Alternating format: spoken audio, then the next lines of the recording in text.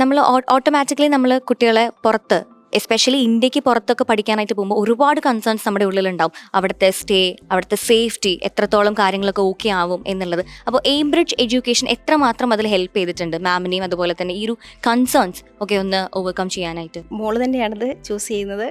ഒരു 10ാം ക്ലാസ്സിലൊക്കെ പഠിക്കുമ്പോൾ അതിന് ശേഷം നമ്മൾ നേരിട്ട് വന്ന് ബഷീർ സാറിനെ കണ്ടു.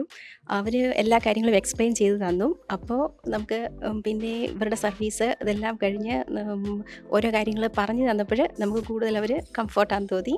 പിന്നെ മോള് ഞങ്ങൾക്ക് ഫസ്റ്റ് ടൈം, ഒരേ ഒരു മോളേ ഉള്ളൂ, ഫസ്റ്റ് ടൈമാണ് പുറത്തേക്ക് ഇങ്ങനെ ഒറ്റയ്ക്ക് യാത്ര ചെയ്യുന്നത്.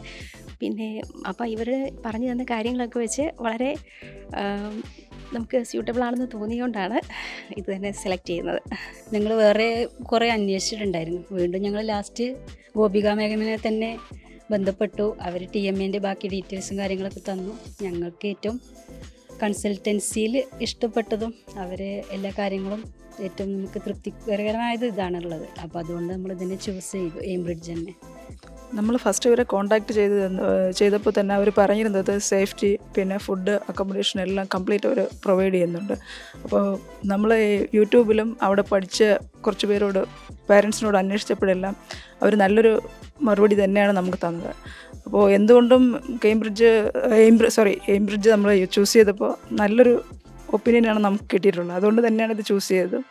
അപ്പോൾ സേഫ്റ്റിയിലും പിന്നെ ഒരു നല്ലൊരു ഡോക്ടറായിട്ട് എൻ്റെ മകനെ തിരിച്ചു കിട്ടും എന്നുള്ളൊരു വിശ്വാസം ഈ ഏജൻസി വഴി നമുക്കുണ്ട്.